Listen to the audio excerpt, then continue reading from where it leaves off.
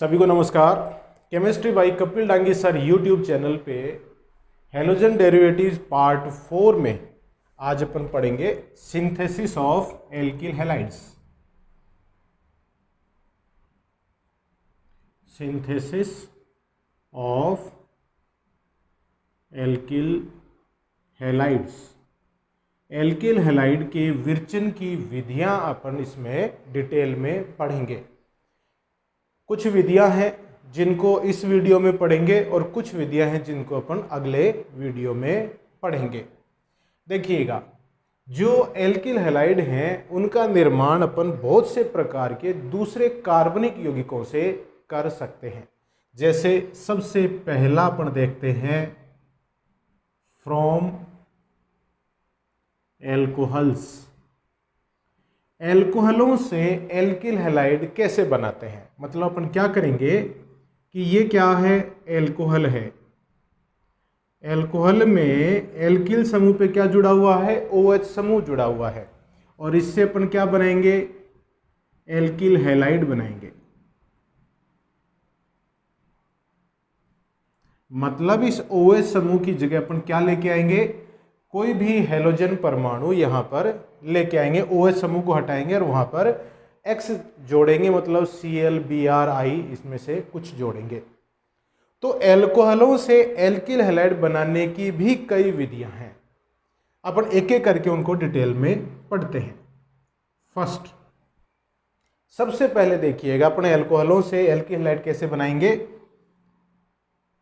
By reacting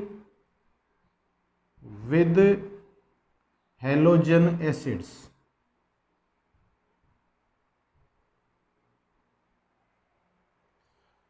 इन एल्कोहलों की अभिक्रिया अपन किससे करवा रहे हैं, हैलोजन एसिड्स से करवाएंगे, मतलब HX से करवाएंगे। HX की जगह HCl, HBr, HI कुछ भी हो सकता है, तो अपन HX के साथ करवाएंगे। तो देखिए होगा क्या, वैसे जैसे ये एल्कोहल है और ये HX है, सबको अलग अलग अपन डिटेल में पढ़ेंगे। मैं एक सामान्य सी अभिक्रिया लिख रहा हूं। ये एल्कोहल और ये क्या है, हाइड्रोजन हैलाइड है। हाइड्रोजन हैलाइड क्या होगा, इनके मध्य अभिक्रिया इस तरह से होगी, जल का अणु निकल जाएगा, RX बनेगा प्लस H2O, एल्किल हैलाइड बन जाता है। एल्किल हैलाइड का निर्माण होता है। तो देखिए इसमें दो चीजें हैं, एक तो एल्कोहल है और एक है HX। एल्कोहलों में जो क्रियाशीलता का क्रम है, इसी अभिक्रिया में देखिए एल्कोहल्स की क्रियाशीलता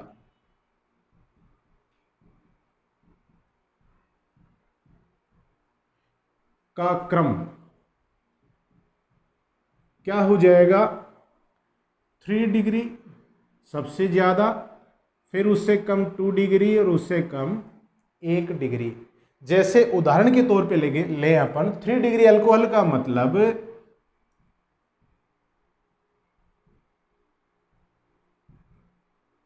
ये 3 डिग्री एल्कोहल है।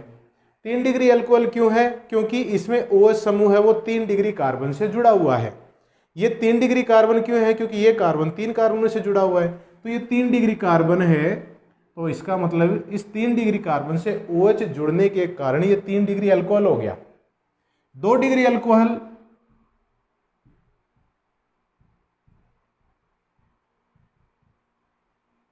ये 2 डिग्री अल्कोहल हो गया।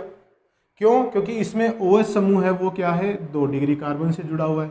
तो ये 3 डिग्री अल्कोहल, ये 2 डिग्री अल्कोहल, और 1 डिग्री कार्बन से अगर OH जुड़ा हुआ है तो ये 1 डिग्री अल्कोहल हो जाता है। और इससे भी कम क्रियाशीलता होगी CH3OH की। क्यों, क्योंकि इसमें एक ही कार्बन है, अणु के अंदर कार्बन ही एक है, ये किसी दूसरे कार्बन से जुड़ा हुआ ही नहीं है। तो एल्कोहलों की क्रियाशीलता का क्रम क्या हो जाएगा, सबसे ज्यादा 3 डिग्री, फिर उससे कम 2 डिग्री, उससे कम 1 डिग्री, और सबसे कम मेथेनॉल या मेथिल अल्कोहल की क्रियाशीलता होती है इस अभिक्रिया में। और HX की जो क्रियाशीलता का क्रम है HX की क्रियाशीलता का क्रम। देखिएगा, सबसे ज़्यादा HI, फिर HBr, फिर HCl, और सबसे कम इसमें HF को छोड़ देते हैं, HF की जो अभिक्रिया अपन जनरली नहीं लेते हैं। यह है HX की क्रियाशीलता का क्रम। HX की क्रियाशीलता का एक क्रम क्यों है? क्योंकि जो H और I के मध्य जो बंध है उसकी ऊर्जा का मान, उस बंध की बंध वियोजन ऊर्जा का मान सबसे कम है, और HCl की बंध वियोजन ऊर्जा का मान सबसे ज्यादा है इन तीनों में। तो H और I के मध्य बंध है वो आसानी से टूट जाएगा। तो अभिक्रिया के दौरान जिस बंध को टूटना है वो अगर आसानी से टूटता है तो अभिक्रिया तेजी से होगी। तो HI है ये एक सबसे प्रबल अम्ल है इन तीनों में। H और I के मध्य आसानी से ये बंध वियोजित हो जाता है, इसलिए ये तेजी से क्रिया करता है। तो एल्कोहलों की क्रियाशीलता और HX की क्रियाशीलता का क्रम आप इस तरह से समझ गए होंगे क्यों है ये क्रम, और ये क्रम होता है। अब देखिए, इसी में अपन कुछ उदाहरण लें। उदाहरण लें जैसे ROH की क्रिया अपन करवाएं HCl से, एल्कोहल की क्रिया अगर HCl से करवाएं और निर्जलीय ZnCl2 की उपस्थिति में ये अभिक्रिया करवाएं तो यहां से H2O निकल जाएगा, -H2O, और क्या बनेगा? RCl, एल्किल क्लोराइड का निर्माण होता है। और इसमें वही एल्कोहल जो यहाँ पे लिया जाता है, उस एल्कोहल की क्रियाशीलता का क्रम यही 3 डिग्री, 2 डिग्री, 1 डिग्री, सबसे कम मेथेनॉल, ये क्रम होगा। ये जो अभिक्रिया आपके सामने दिख रही है, इस अभिक्रिया को कहते हैं ग्रोज प्रक्रम, ग्रोज प्रोसेस। बहुत इंपॉर्टेंट है ये वाली जो अभिक्रिया है, ये ऊपर वाली अभिक्रिया, ये अभिक्रिया क्या कहलाती है? ग्रोज प्रोसेस या ग्रोव प्रक्रम, ये अभिक्रिया कहलाती है। ऑर्गेनिक केमिस्ट्री में नाम वाली जितनी भी अभिक्रियाएं हैं वे सब अभिक्रियाएं बहुत इंपॉर्टेंट हैं। एग्जाम में नाम वाली अभिक्रियाओं में से क्वेश्चन हर साल जरूर से पूछा जाता है, तो नाम वाली अभिक्रियाओं को आप विशेष तौर पर ध्यान देंगे। तो इस तरह से अपन ये बना सकते हैं।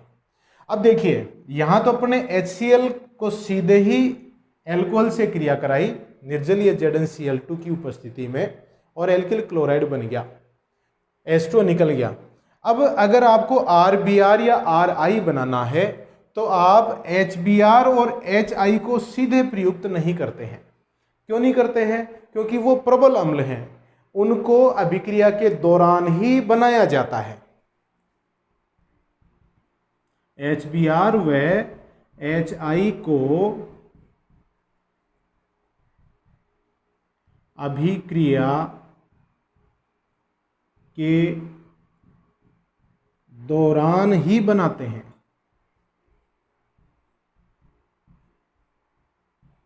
देखिए, अभिक्रिया के दौरान कैसे बनाते हैं? जैसे HBr की अपन बात करें तो NABr या KBr लेते हैं, और उसकी क्रिया किससे कराई जाती है? सांद्र H2SO4 से। तो क्या बनता है? NaHSO4 या KHSO4 और प्लस बनता है HBr, और ये HBr एल्कोहल से क्रिया कर लेता है। तो देखिए, जब आपको यहाँ पर एल्कोहल के साथ अभिक्रिया करा के एल्किल ब्रोमाइड बनाना है तो क्या करेंगे? मैं ऊपर ले जा रहा हूं इसको, ये ऊपर वाला साफ कर दूं। तो क्या करेंगे?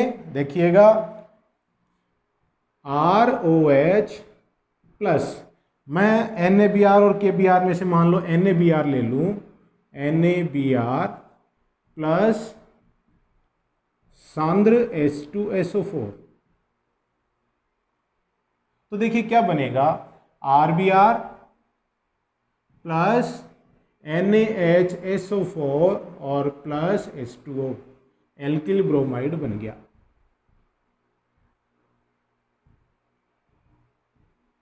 एल्किल ब्रोमाइड का निर्माण इसमें हो गया। तो देखिए, जब आपने एल्किल क्लोराइड बनाया था तो HCl को प्रयुक्त किया, यहां पर अभिक्रिया तो HBr की हुई है, लेकिन HBr को सीधे डालने के बजाय अभिक्रिया के दौरान ही बना रहे हैं। इन दोनों से क्रिया होकर HBr बनेगा और वो फिर एल्कोहल से क्रिया करके एल्किल ब्रोमाइड बनेगा। आपको अगर एल्किल आयोडाइड बनाना है तो ROH प्लस NaI, और आप क्या करेंगे, इसमें H3PO4 लेंगे 97%, इसके साथ क्रिया कराएंगे तो RI बनेगा।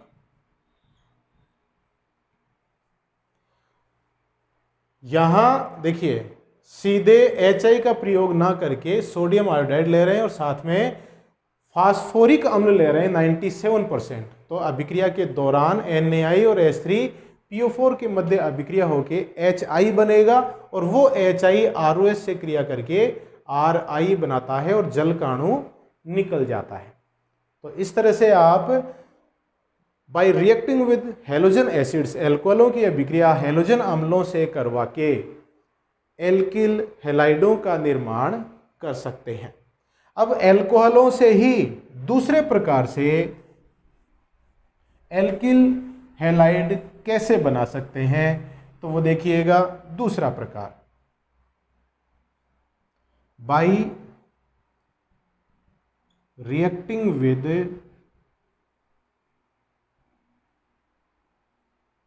Halides of phosphorus.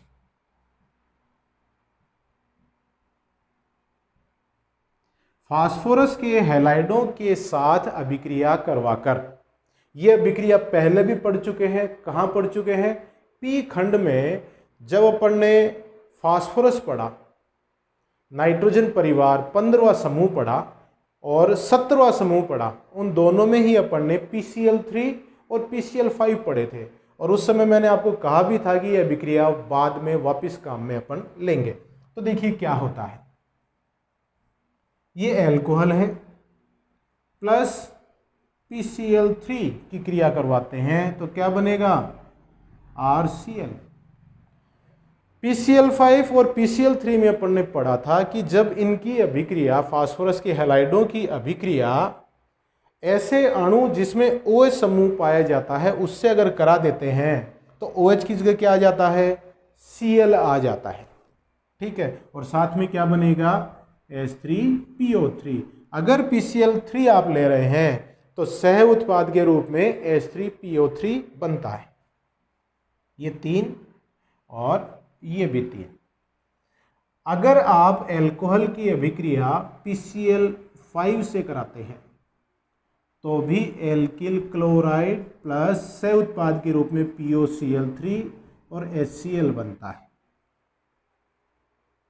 Alkyl chloride बना और सह उत्पाद के रूप में POCl3 बनता है। ये फिक्स है PCl5 के लिए, POCl3 का निर्माण इसमें हो रहा है।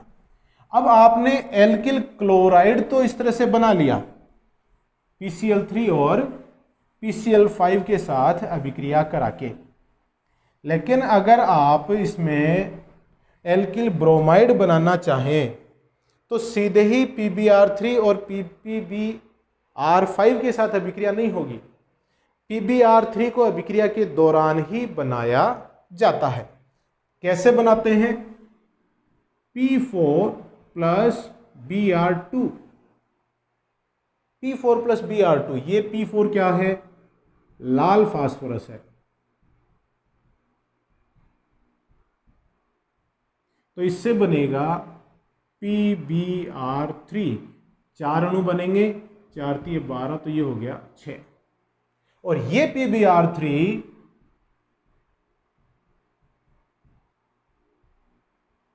एल्कोहल से क्रिया करके RBr प्लस H3PO3 का निर्माण करता है। ये 3 हो गया और ये 3 हो गया। फिर तो आगे की अभिक्रिया PCl3 के समान ही हो गई। तो देखिए, ये अभिक्रिया इस तरह से अपन आसानी से करवा सकते हैं। लाल फास्फोरस की क्रिया पहले ब्रोमीन से होगी, PbR3 बनेगा, वो PbR3 फिर एल्कोहल से क्रिया करके RBr का निर्माण करता है, साथ में H3PO3 निकल जाता है। वेरी सिंपल, ठीक है, आसानी से करवा सकते हैं। तो ये है bye reacting with halides of phosphorus, phosphorus के हैलाइडों के साथ एल्कोहलों की क्रिया करके इस तरह से आप एल्किल हैलाइड बना सकते हैं। तीसरी विधि इसमें देखिएगा,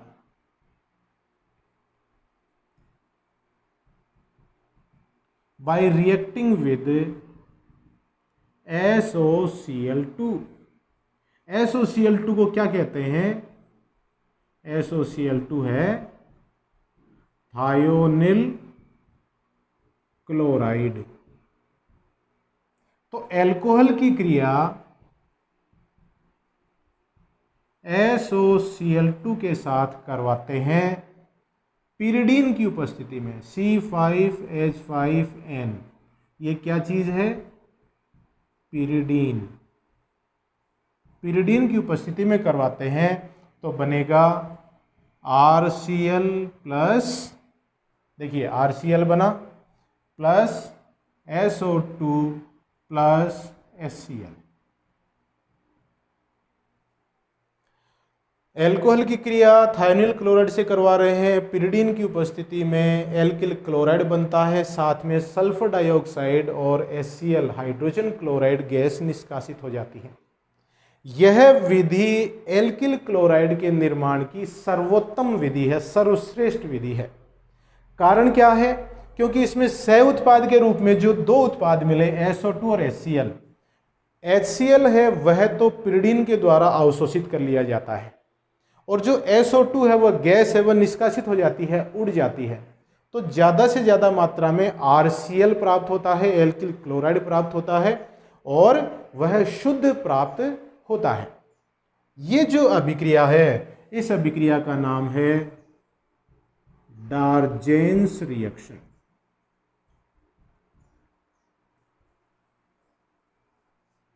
डार्जेन अभिक्रिया, एल्कोहल की क्रिया SOCl2 से कराते हैं, एल्किल क्लोराइड बनता है, और सह उत्पाद के रूप में दो गैसें हैं, SO2 और HCl। HCl पिरिडीन के द्वारा अवशोषित कर ली जाती है, और SO2 है वो निष्कासित हो जाती है। इसलिए ज़्यादा से ज़्यादा मात्रा में और शुद्ध अवस्था में एल्किल क्लोराइड प्राप्त होता है। तो ये एल्किल क्लोराइड के निर्माण की सर्वश्रेष्ठ विधि है। ठीक है, तो ये हो गया, इस तरह से आप एल्किल हैलाइड बना सकते हैं एल्कोहलों से। अब दूसरी विधि लेते हैं एल्केनों से। एल्केनों से आप एल्किल हैलाइड कैसे बनाएंगे?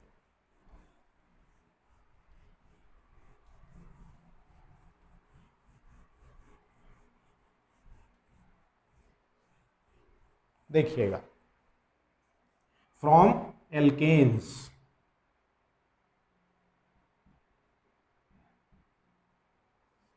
दूसरी विधि, ये जो अभिक्रिया है देखिएगा, RH plus X2 H new मतलब प्रकाश, क्या बनेगा? RX plus HX। मैं एक सिंपल अभिक्रिया लिख रहा हूं, फिर अपन उदाहरण लेके इसको समझेंगे। कोई एल्केन है, उसकी क्रिया अपन किससे करवा रहे हैं? X2 हेलोजन के साथ करवा रहे हैं, F2Cl2 Br2 और I2, इस तरह से अपन करवा रहे हैं। किसकी उपस्थिति में करवा रहे हैं? प्रकाश की उपस्थिति में करवा रहे हैं। तो एल्किल हैलाइड बनता है, साथ में क्या निकल गया? HX निकलता है। इसकी जो क्रिया विधि है, क्रिया विधि, वो क्रिया विधि क्या है? मुक्त मूलक क्रिया विधि है, मुक्त मूलक क्रिया विधि। मतलब इसमें जो मध्यवर्ती बनते हैं वो मध्यवर्ती मुक्त मूलक हैं। मुक्त मूलक देखिए जैसे कैसे, सबसे पहले पद में जो X और X, मतलब इस X2 की बात कर रहा हूं, प्रकाश की उपस्थिति में क्या होगा? समांश विखंडन द्वारा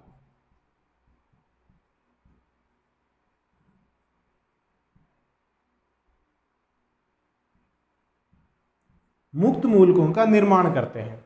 देखिए, मध्यवर्ती धनायन होता है जिस पर धनावेश होता है, ऋणायन होता है जिस पर ऋणावेश होता है। वो तो बनते हैं विषमांश विखंडन से, ये बनते हैं समांश विखंडन से। समांश विखंडन का मतलब जो x और x के मध्य जो बंध है वो इस तरह से टूटता है कि दोनों तरफ जुड़े हुए जो परमाणु हैं उनको बंध का समान हिस्सा मिले।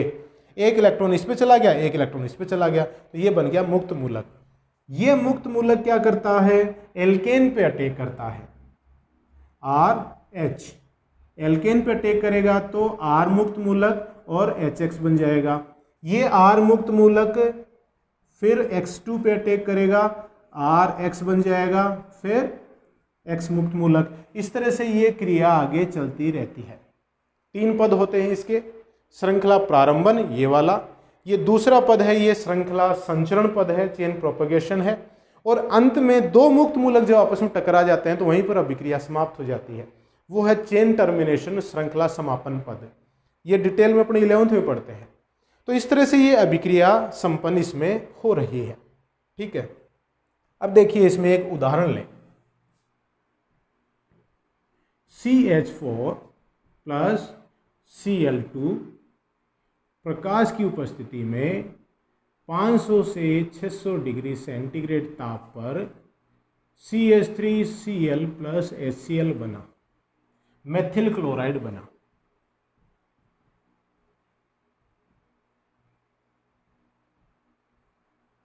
ये अभिक्रिया यहीं तक आकर नहीं रुकती है। क्यों? क्योंकि कार्बन पर अभी भी हाइड्रोजन उपलब्ध हैं, तो ये अभिक्रिया आगे चलती रहेगी। तो देखिए क्या होगा, ये CH3Cl फिर Cl2 से क्रिया करेगा प्रकाश की उपस्थिति में, और CH2Cl2 प्लस HCl बन जाएगा। ये CH2Cl2 फिर Cl2 से क्रिया करेगा और फिर CHCl3 बनेगा, HCl निकल जाएगा, और ये CHCl3 फिर Cl2 से क्रिया करेगा और बनेगा CCl4 प्लस HCl निकल जाएगा। तो सिर्फ मोनो हेलाइड ही नहीं बनते हैं, die halide, try halide, tetra halide, मतलब पॉली हेलाइड। जब तक हाइड्रोजन उपलब्ध है एल्केनों में तब तक ये अभिक्रिया चलती रहती है। तो उत्पाद में क्या होता है, बहुत से प्रकार के यौगिकों का मिश्रण प्राप्त होता है। अब शुद्ध अवस्था में तो कोई सा प्राप्त हुआ ही नहीं है, तो इनको पृथक कैसे करते हैं? तो इन उत्पादों को पृथक किया जाता है प्रभाजी आसवन विधि द्वारा। उत्पादों को प्रभाजी आसवन विधि द्वारा पृथक करते हैं, द्वारा पृथक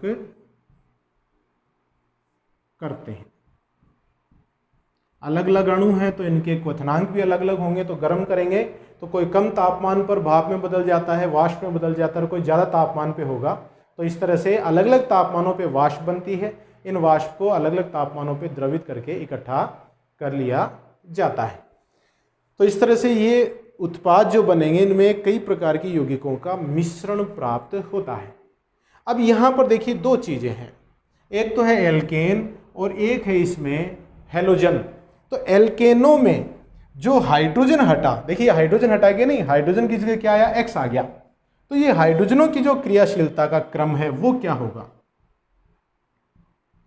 एल्केनों में हाइड्रोजन की क्रियाशीलता का क्रम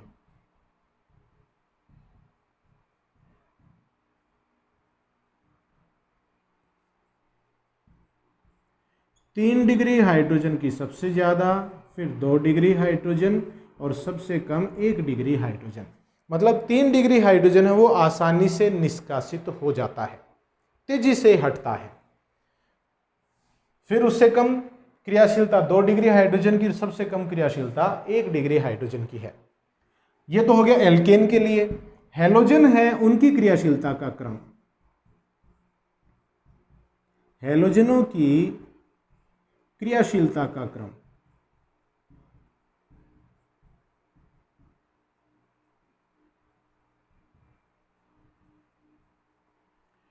सबसे ज्यादा F2, फिर Cl2 और फिर Br2 और फिर I2। इसमें जो हैलोजन आपने लिए हैं सबसे तेजी से क्रिया कौन करेगा? फ्लोरीन। फ्लोरीन तो इतना तेजी से क्रिया करता है कि अभिक्रिया के दौरान विस्फोट होने की संभावना होती है। तो जनरली अपन फ्लोरीन की अभिक्रियाएं नहीं करवाते हैं, पढ़ते भी नहीं है, अपन सिलेबस में भी नहीं है, क्योंकि इसकी विस्फोटक अभिक्रिया है। और आयोडीन इतना कम क्रियाशील है कि इसकी अभिक्रिया बहुत धीमी होती है, तो इसकी भी अभिक्रियाएं सामान्यतः अपन नहीं करवाते हैं। तो अपन अभिक्रियाएं सामान्यतः किसकी पढ़ते हैं? क्लोरीन की पढ़ते हैं और ब्रोमीन की पढ़ते हैं। तो इनकी अभिक्रियाएं अपन देखते हैं उदाहरण के तौर पर। तो देखिएगा, सबसे पहले मैं देखूं, जैसे ऐसे अणु ले लूं, ऐसे अल्केन ले लूं जिसमें एक से ज्यादा प्रकार के हाइड्रोजन हैं, मतलब 1 डिग्री भी हो, 2 डिग्री भी हो। देखिए जैसे CH3 CH2 CH3, मैंने क्या लिया? प्रोपेन लिया और उसकी क्रिया करवाई Br2 के साथ प्रकाश की उपस्थिति में।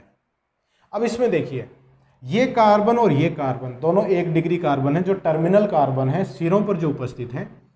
तो 3 हाइड्रोजन इस पर, 3 हाइड्रोजन इस पर, तो 6 हाइड्रोजन वो तो कैसे हो गए? प्राथमिक हाइड्रोजन हो गए। और 2 हाइड्रोजन कैसे हैं इसमें? 2 डिग्री हाइड्रोजन है। तो 2 प्रकार की संभावनाएं इसमें बनती हैं, CH3 CH2 CH2 Br, और दूसरी संभावना इसमें CH3 CH Br CH3। ये है 1 ब्रोमो प्रोपेन और ये है 2 ब्रोमो प्रोपेन। 1 ब्रोमो प्रोपेन और 2 ब्रोमो प्रोपेन। 1 ब्रोमो प्रोपेन बना 1 डिग्री हाइड्रोजन के हटने से, और 2 ब्रोमो प्रोपेन बना 2 डिग्री हाइड्रोजन के हटने से। तो 2 डिग्री हाइड्रोजन आसानी से हटता है, उसकी क्रियाशीलता ज़्यादा है, तो ये बनता है 3%, और 2 ब्रोमो प्रोपेन बनता है 97%। 2 ब्रोमो प्रोपेन में क्या है? 2 डिग्री हाइड्रोजन हट रहा है, और 1 ब्रोमो प्रोपेन में 1 डिग्री हाइड्रोजन हट रहा है। तो 2 डिग्री हाइड्रोजन है वो ज़्यादा क्रियाशील है, इसलिए ये ज़्यादा हटता है। तो मुख्य उत्पाद क्या हो गया इसमें? 2 ब्रोमो प्रोपेन हो गया। ये अभिक्रिया अगर अपन Cl के साथ करवाते हैं, Cl2 के साथ करवाते हैं प्रकाश की उपस्थिति में, तो 2 प्रकार के उत्पाद आपको मिलेंगे, CH3 CH2 CH2Cl 1 chloropropane plus CH3 CHCl CH3, ये है 2 क्लोरोप्रोपेन। जो 1 क्लोरोप्रोपेन है वो है 45%, और जो 2 क्लोरोप्रोपेन है वो है 55%। यहां भी 2 डिग्री हाइड्रोजन ज्यादा क्रियाशील है, इसलिए 2 क्लोरोप्रोपेन ज्यादा बना, और 1 डिग्री हाइड्रोजन कम क्रियाशील है, तो 1 क्लोरोप्रोपेन है वो कम बना। अब आप कहेंगे सर यहाँ तो 3% और 97% है, वहाँ पे 45% और 55%, ऐसा क्यों है? ऐसा इसलिए है, इसका कारण ये है, देखिए यहाँ पे अपन ने जब क्रियाशीलता का क्रम देखा, क्लोरीन की क्रियाशीलता ब्रोमीन से बहुत ज़्यादा है। तो क्लोरीन की क्रियाशीलता ज़्यादा होने के कारण वो 2 डिग्री हाइड्रोजन के साथ साथ 1 डिग्री हाइड्रोजन को भी तेजी से हटा देता है। तो इसमें देखिए ज़्यादा अंतर नहीं आया, 2 डिग्री हटने पर और 1 डिग्री हटने पर जो उत्पाद बने हैं उनकी मात्राओं में ज़्यादा अंतर नहीं है जब क्लोरीन के साथ अभिक्रिया कराई। लेकिन ब्रोमीन की क्रियाशीलता तो क्लोरीन से कम है, तो ब्रोमीन तो इतनी तेजी से क्रिया करता नहीं है, तो अभिक्रिया का वेग या बनने वाले उत्पाद की मात्रा निर्भर करेगी हाइड्रोजन की प्रकृति पर। तो 3 डिग्री हाइड्रोजन सबसे ज़्यादा हटता है, वो इसमें है नहीं। 2 डिग्री हाइड्रोजन इसमें सबसे ज़्यादा हटेगा, तो हाइड्रोजन की क्रियाशीलता पर यह अभिक्रिया निर्भर कर रही है, इसलिए 2 डिग्री घटने से बनने वाला उत्पाद ही इसमें सबसे ज़्यादा बना। तो इसमें ब्रोमीन की क्रियाशीलता कम है, इसलिए हाइड्रोजन की क्रियाशीलता है वो मायने रखती है। तो इसलिए ये 2 ब्रोमो प्रोपेन है वो 97% बना, और 1 ब्रोमो प्रोपेन है वो 3% इसमें बना है। अब देखिए, अगर आपको आयोडीन के साथ अभिक्रिया करानी है तो क्या करें? तो देखिए मैं उदाहरण लूँ एक, CH4 प्लस I2। ये अगर आपको अभिक्रिया करानी है तो ये अभिक्रिया आपको HiO3 की उपस्थिति में करवानी होती है। आयोडेट एसिड की उपस्थिति में यह अभिक्रिया करवानी होती है। बनेगा CH3I प्लस HI। अगर ये HiO3 की उपस्थिति में अभिक्रिया नहीं कराएंगे तो HI है ये पुनः CH3I को CH4 में बदल देगा। HiO3 क्या काम करेगा? HI के साथ क्रिया करके इसको हटा देगा। 3I2 plus 3H2O। तो अगर आपको एल्केन की क्रिया आयोडीन से करवानी है और आपको एल्किल आयोडाइड बनाना है तो देखिए इसमें क्या है, सिंपल सा है कि अभिक्रिया HiO3 की उपस्थिति में करवानी होगी जो HI को यहाँ से हटा देगा। नहीं तो ये पुनः किस में बदल जाएगा? रिवर्स डायरेक्शन में, पश्चिम दिशा में अभिक्रिया हो जाएगी और वापस एल्केन का निर्माण हो जाएगा। सिंपल है। तो ये अपन ने दो विधियां पढ़ी, एल्केनों से और एल्कोहल से। नेक्स्ट वीडियो में अपन इसकी बची हुई और विधियां पढ़ेंगे क्योंकि काफ़ी लंबा टॉपिक है, एक ही वीडियो में काफ़ी लंबा वीडियो ये बन जाएगा। तो ये था सिंथेसिस ऑफ एल्किल हैलाइड की कुछ विधियां अपन नेक्स्ट वीडियो में देखेंगे। तो हाथ धोते रहिए, स्वस्थ रहिए, परिवारजनों का ध्यान रखिए, मेरे वीडियोस देखते रहिए। बहुत बहुत धन्यवाद।